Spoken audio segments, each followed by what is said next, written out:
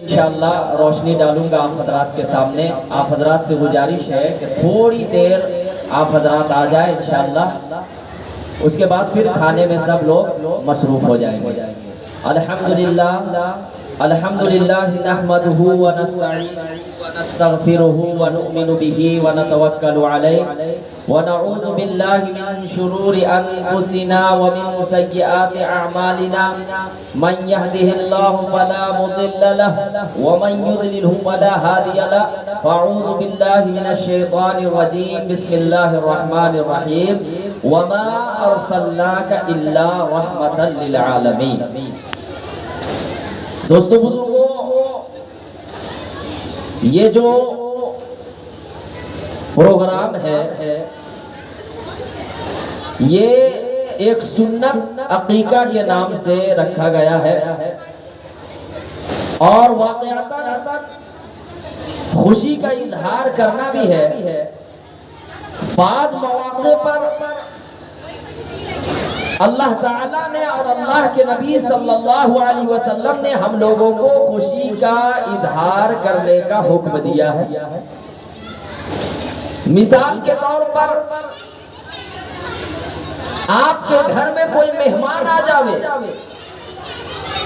اللہ کے نبی صلی اللہ علیہ وسلم نے فرمایا کہ آپ خوشی کا اظہار کیجئے، ان کا استقبال کیجئے، مہمان نوازی کیجئے. اور حدیث کے اندر ہے کہ مہمان کے آنے سے پہلے ہی اللہ تبارک و تعالی ان کے ہاں رزق بھیج دیتے ہیں. تو اس لیے کوئی بھی مہمان ہو آپ کے گھر میں آ جائے، آپ خوشی کا اظہار کیجئے. ایک تو مہمان نوازی کا ثواب، اور دوسری بات یہ ہے کہ اللہ تبارک و تعالی آپ کے رزق میں برکت عطا فرمائیں گے. اسی طریقے سے اللہ کے نبی صلی اللہ علیہ وسلم نے ارشاد فرمایا کہ آپ اگر نکاح کر رہے ہیں تو نکاح میں خوشی کا اظہار ولیمہ میں کیجیے. ولیمہ میں کہا گیا کہ آپ لوگوں کو حیثیت کے مطابق دعوت دیجیے اور خوشی کا اظہار کیجیے. ولیمہ کا ذمہ مرد حضرات کے اوپر ہے. یہ برات وغیرہ کا جو ہم لوگ بولتے ہیں اس کا تذکرہ قرآن و حدیث میں نہیں ہے. نکاح کا تذکرہ ہے. نکاح کے لیے کیا کیا ضروری ہے؟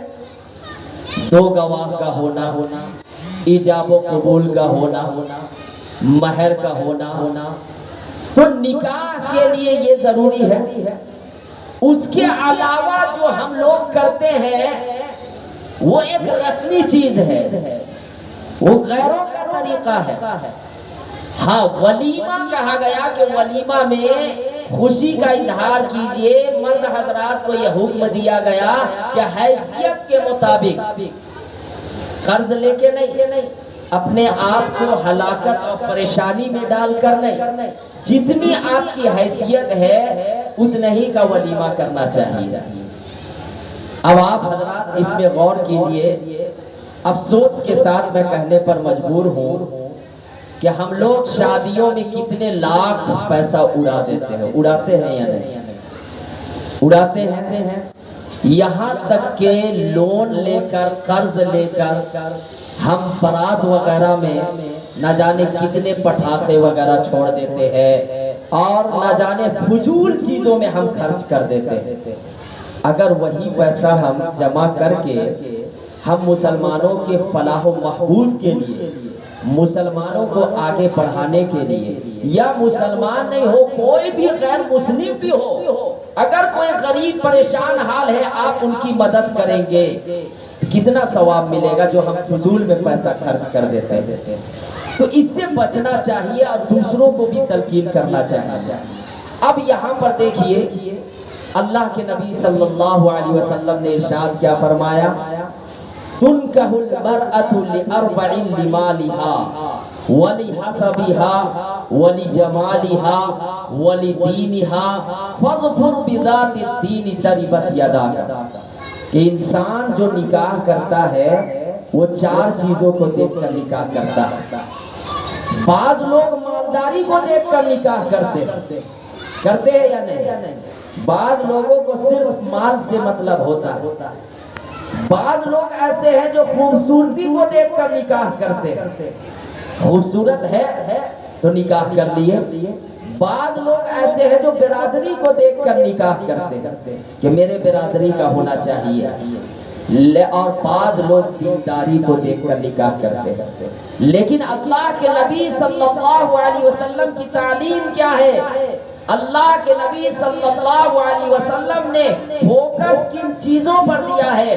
اللہ کے نبی صلی اللہ علیہ وسلم نے امت کو کیا سبق دیا ہے، امت کو کیا درس دیا ہے کہ آپ مالداری دیکھ کر نکاح مت کیجئے، آپ خوبصورتی دیکھ کر نکاح مت کیجئے، آپ برادری دیکھ کر نکاح مت کیجئے، سب سے پہلے دیکھیے کہ دینداری ہے یا نہیں۔ یہ تو بات کی چیز ہے، یہ بات کی چیز ہے، کفو برابری، لیکن سب سے اہم چیزیں کیا ہونی چاہیے؟ دینداری۔ آج افسوس کی بات ہے کہ ہمارے پاس ہر چیز کا وقت ہے، ٹھیک ہے خوشیاں منائیں، کوئی منع نہیں ہے، جائز طریقے سے خوشیاں منانا چاہیے، شریک بھی کرنا چاہیے، لیکن اللہ اور اللہ کے رسول صلی اللہ علیہ وسلم کو بھی نہیں بھولنا چاہیے۔ اللہ کے نبی صلی اللہ علیہ وسلم نے کیا ارشاد فرمایا کہ میری آنکھوں کی ٹھنڈک نماز، میری آنکھوں کی ٹھنڈک نماز میں ہے۔ اگر آپ کو سکون ملے گا، خدا کی قسم دنیا کے اندر آپ تجربہ کر لیجئے، آپ معائنہ کیجئے، آپ لوگوں سے ملیے، بڑے سے بڑے مالدار ہو لیکن پریشان حال ہے، کسی نہ کسی پریشانی میں مبتلا، لیکن اگر آپ کو سکون چاہیے آپ نماز پڑھیے، قرآن کی تلاوت کیجئے وقت نکال کر۔ آپ کو یہ نہیں کہا جا رہا کہ ہمیشہ 24 گھنٹہ قرآن کی تلاوت کیجئے، آپ کو یہ نہیں کہا جا رہا کہ ہمیشہ نماز پڑھیے۔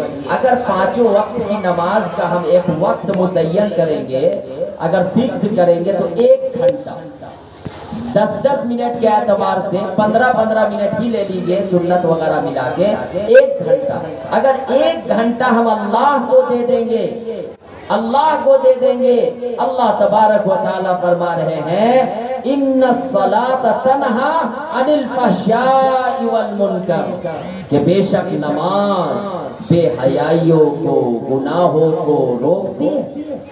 اور حدیث کے اندر ہے کہ جو شخص 5 وقت کی نماز پڑھتا ہے، ہر انسان سے غلطی ہوتی ہے، ہم ہو یا آپ ہو، کوئی انسان دعویٰ یہ نہیں کر سکتا ہے مجھ سے غلطی نہیں ہوتی ہے، لیکن نماز کا جو عادی ہوتا ہے تو نماز پڑھنے سے اور توبہ کرنے سے، استغفار پڑھنے سے اللہ ان کی غلطیاں چھوٹی چھوٹی معاف فرما دیتے ہیں۔ کبیرہ گناہ کے لیے تو توبہ شرط ہے، نادم اس کے لیے شرط ہے، آئندہ نہ کرنا اس گناہ کو یہ شرط ہے، لیکن کہا گیا کہ حدیث کے اندر ہے جو 5 وقت کی نماز پڑھتا ہے اس کی مثال اللہ کے نبی صلی اللہ علیہ وسلم نے فرمایا کہ کوئی گھر سے نکلتا ہے، گھر سے نکلنے کے بعد اگر اس کے پاس 5 نہریں ہو، راستے میں 5 نہریں ہو اور اس ہر نہر میں وہ غسل کرتا ہو 5 وقت، تو کیا اس کے بدن میں میل کچیل باقی رہے گا؟ کوئی گندگی باقی رہے گی؟ نہیں باقی رہے گی۔ 5 وقت غسل کرے نہر میں تو واقعتاً کوئی گندگی باقی نہیں رہے گی۔ اسی طریقے سے جو مرد ہو یا عورت، مائیں ہو بہنیں ہو بیان سن رہی ہوں گی، اگر 5 وقت کی نماز پڑھیں گے یا پڑھیں گی تو اس کے گناہ بھی اسی طریقے سے معاف ہو جائیں گے جس طریقے سے بدن سے گندگیاں اور میل پاک صاف ہو جاتے ہیں۔ اسی طریقے سے عورتوں کے لیے حدیث کے اندر ہے، اللہ کے نبی صلی اللہ علیہ وسلم نے فرمایا کہ صرف 4 کام کر لے जन्नत के 8 दरवाजे खुल जाएंगे। और वो 4 काम कोई हार्ड काम नहीं, हम अगर ज़हन में उसको बैठा लेंगे तब हार्ड लगेगा, लेकिन अगर वो 4 काम देखें तो बहुत आसान है, बहुत हल्का है, और वो मर्द के मुकाबले में बिल्कुल आसान काम है। औरतों के लिए, हमारी माओ और बहनों के लिए पहला काम ये है कि नमाज का एहतमाम करना। अब उसमें नमाज में जब मजबूरियां हो तो छोड़ भी सकती है, लेकिन नमाज पढ़ने का हुक्म दिया गया। इसी तरीके से हमारे माओ और बहनों को ये हुक्म दिया गया कि रमजान के रोजे रखें। इसी तरीके से तीसरा हुक्म ये दिया गया कि अपने शौहर की खिदमत, अपने शौहर की इताअत करना, और इसी तरीके से कहा गया अपनी इज्जत की हिफाजत। अगर ये 4 काम करेंगी औरतें, अब देखें मर्द हजरात को नमाज पढ़ने के लिए मस्जिद जाना पड़ता है, चाहे सर्दी हो या फिर गर्मी हो या बरसात हो, बारिश हो रही हो, लेकिन मर्द हजरात कहाँ जाते हैं? हुक्म कहाँ है? मस्जिद में नमाज पढ़ने का। लेकिन औरतों को कहा गया कि आप घर में नमाज पढ़िए, आप घर में नमाज पढ़िए। इसी तरीके से रमजानुल मुबारक के रोजे रखिए। इसी तरीके से कहा गया अपने शौहर की खिदमत कीजिए, उनकी बात मानिए और अपनी इज्जत की हिफाजत कीजिए। ये 4 काम जो हमारी माएँ और बहनें करेंगी, जन्नत के 8 दरवाजे उनके लिए खोल दिए जाएंगे, और अल्लाह फरमाएंगे जिस दरवाजा से तुम चाहोगी जन्नत में दाखिल हो जाओ। सुभान अल्लाह। ये कोई हाथ का काम नहीं है। तो असल कहने का मतलब ये है कि जायज तरीके से खुशियां मनाना चाहिए। अब जैसे ये अकीका है, इसमें भी अल्लाह के नबी सल्लल्लाहु अलैहि वसल्लम ने फरमाया कि खुशी का इजहार करो, खुशी का इजहार करो, खुद भी खाओ, दोस्तों को भी शरीक करो, अपने रिश्तेदारों को भी शरीक करो। और अगर अल्लाह तबारक व तआला ने आपको बेटा या बेटी से नवाजा, 7वां दिन ये हुक्म दिया गया कि सबसे पहले उनका नाम रखिए। सुन्नत क्या है? सबसे पहले नाम रखिए। इसी तरीके से 7वां दिन हुक्म दिया गया कि उनका बाल छिलवा दीजिए। इसी तरीके से हुक्म दिया गया कि बाल छिलवाने के बराबर उसकी जो वजन है आप जो है सदका कर दीजिए। इसी तरीके से अकीका करना, ये अकीका जो है ये बहुत से लोग हाँ से कह देते हैं, ये गलत है, ऐन से है, अकीका कहना चाहिए। तो अकीका ये सुन्नत है, और ये 7वां दिन करना ये सबसे अफजल है, बेहतर है। अगर किसी दिन 7वां दिन में आप नहीं कर पाए तो 14वां दिन में कर लेना चाहिए। 14वां दिन में अगर नहीं कर पाए तो 21वां दिन में कर लेना चाहिए, ये बेहतर और अफजल है। चलिए, किसी मजबूरी की वजह से आप नहीं कर पाए तो किसी दिन भी कीजिएगा तो अकीका हो जाएगा। अब अकीका के लिए अल्लाह के नबी सल्लल्लाहु अलैहि वसल्लम ने फरमाया कि मर्द के लिए अगर लड़का हो तो 2 छोटा जानवर देने का, लड़की हो तो 1 जान यानी 1 छोटा जानवर देने का हुक्म दिया। और अल्लाह के नबी सल्लल्लाहु अलैहि वसल्लम ने खुद अपने नवासे के लिए अकीका किए थे और 2 जानवर, छोटे जानवर की कुर्बानी किए थे। इसलिए हमें कोशिश करनी चाहिए कि 2 छोटा जानवर की कुर्बानी करें।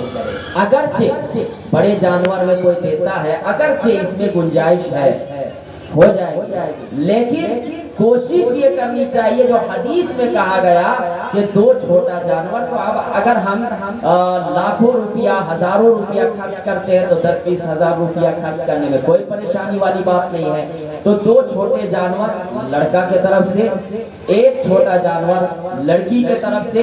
इसी तरीके से अकीका क्यों किया जाता है, बाल वगैरह क्यों छिलवाया जाता है? इस वजह से कि शैतान के असरात बच्चे पर ना आवे। अगर आप 7वां दिन अकीका करते हैं, बाल वगैरह छिलवा देते हैं, तो शैतान के शर से बच्चा और बच्ची की हिफाजत होगी। इसी वजह से इसको करना चाहिए, ये सुन्नत है, अल्लाह के नबी की तालीम है और अल्लाह के नबी सल्लल्लाहु अलैहि वसल्लम ने खुद करके भी बतलाया है। अब इसमें एक गलत फहमी ये भी होती है कि बहुत से वालिदैन ये समझते हैं कि नहीं, अकीका का गोश्त माँ बाप को नहीं खाना चाहिए। عقیقہ کے جانور کا گوشت ماں باپ کو نہیں کھانا چاہیے، یہ بہت بڑی غلط فہمی ہے۔ ایسی کوئی بات نہیں ہے، قرآن و حدیث میں اس طرح کا ذکر نہیں ہے، بلکہ ماں باپ بھی کھا سکتے ہیں، رشتہ دار بھی کھا سکتے ہیں، اور لوگوں کو بھی، دوست و احباب کو بھی شریک کرے، کوئی ممانعت نہیں ہے۔ اب یہ یاد رکھیے کہ جس گھر میں بچی پیدا ہو ہم مایوس ہو جاتے ہیں، کبھی کبھی پرانے رسم و رواج کو دیکھ کر یا پھر دینداری نہیں ہوتی ہے تو کچھ لوگ جو ہے مایوس ہو جاتے ہیں، لیکن خدا کی قسم جس گھر میں بیٹی پیدا ہو رحمت کا دروازہ کھل جاتا ہے، جنت کی بشارت ہے اس کے لیے۔ اللہ کے نبی صلی اللہ علیہ وسلم کی جو نسل آگے بڑھی وہ بیٹوں سے نہیں، دو بیٹے تھے، کہیں پہ دین کا تذکرہ، لیکن بچپنا ہی میں اللہ کے نبی صلی اللہ علیہ وسلم کے بیٹے انتقال فرما گئے تھے، لیکن لڑکیاں چار تھیں، حضرت زینب رضی اللہ تعالیٰ عنہ، حضرت رقیہ رضی اللہ تعالیٰ عنہ، حضرت ام کلثوم رضی اللہ تعالیٰ عنہ، حضرت فاطمہ رضی اللہ تعالیٰ عنہ۔ حضرت فاطمہ کے جو اولاد ہیں امام حسن امام حسین رضی اللہ تعالیٰ عنہم، اس کے بعد ان کے ذریعے سے جو خاندانی سلسلہ آگے بڑھا تو بیٹیوں سے آگے بڑھا، بیٹوں سے نہیں ہے۔ اور اللہ کے نبی صلی اللہ علیہ وسلم کی کیا تعلیم ہے کہ سب سے اچھا آدمی وہ ہے جو بیٹیوں کے ساتھ اچھا سلوک کرتا ہے۔ اب دیکھیے اللہ کے نبی صلی اللہ علیہ وسلم کے آنے سے پہلے مکہ کا کیا دور تھا، ہم یہ سمجھتے ہیں کہ نہیں، ہمارے یہاں ہماری ماں بہنوں کو قید کر کے رکھا جاتا ہے، ہماری شریعت میں قرآن و حدیث میں یہ کہا گیا کہ نہیں گھر میں رہو، اور اس طرح کی باتیں کہی جاتی ہیں، حالانکہ یہ غلط ہے، یہ غلط ہے، بلکہ قرآن و حدیث میں عورتوں کے مقام و مرتبہ کو بلند کیا گیا ہے۔ آپ دیکھیں تو صحیح، کسی میں یہ نہیں ہے کہ میراث میں ان کو حصہ دو، لیکن کہا گیا کہ بیٹا کو آپ اگرچہ ڈبل حصہ دے رہے ہیں لیکن عورتوں کا بھی حق ہے، عورتوں کا بھی حق ہے۔ جو حضرات مرد کو دے رہے اور عورتوں کو نہیں دے رہے، اپنی بیٹیوں کو نہیں دے رہے ہیں، کل قیامت کے میدان میں ایسے شخص کی پکڑ ہوگی۔ اللہ کے نبی صلی اللہ علیہ وسلم کے آنے سے پہلے دیکھے کہ ماں کے کو ستایا جاتا تھا، عورتوں کو گھروں کے اندر قید کر کے رکھا جاتا تھا، لیکن اللہ کے نبی صلی اللہ علیہ وسلم آئے، عورتوں کے مقام و مرتبہ کو بلند کیے، بیٹیوں کو زندہ دفن کیا جاتا تھا، بیٹیوں کے مقام و مرتبہ کو بلند کیا، اور یہ فرمایا کہ جس گھر میں دو بیٹیاں ہوں اگر ان بیٹیوں کی وہ پرورش کرے، اچھی تعلیم دے، اچھے گھر میں نکاح کرا دے تو اس کے لیے جنت کی بشارت ہے۔ کسی صحابی نے عرض کیا کہ اللہ کے نبی صلی اللہ علیہ وسلم اگر کسی کی ایک بیٹی ہو تو اللہ کے نبی صلی اللہ علیہ وسلم نے فرمایا اس کے لیے بھی جنت کی بشارت ہے، خوشخبری ہے۔ باتیں تو بہت ساری ہے، لیکن کیونکہ کھانے کا بھی وقت ہو گیا، بہت سے حضرات ہیں جو کھانا نہیں کھائے، ہمارے حاجی صاحب وغیرہ بھی تشریف فرما ہے، تو کھانا بھی ضروری ہے۔ اللہ تعالیٰ سے دعا ہے کہ ہمارے اس بیٹھنے کو، یہاں جتنے بھی لوگ شریک ہوئے آئے ان کے آنے کو، اور جناب جیشان بادل صاحب اور ان کی صاحبزادی اور ان کے ساتھ جتنے بھی لوگ ہیں، اللہ تعالیٰ دینی دنیاوی ہر اعتبار سے کامیابی کامرانی عطا فرمائے۔ اللہ تعالیٰ تمام لوگوں کو خوش حالی کے ساتھ زندگی بسر کرنے کی توفیق عطا فرمائے۔ وآخر الدعوانا ان الحمد للہ رب العالمین۔ دعا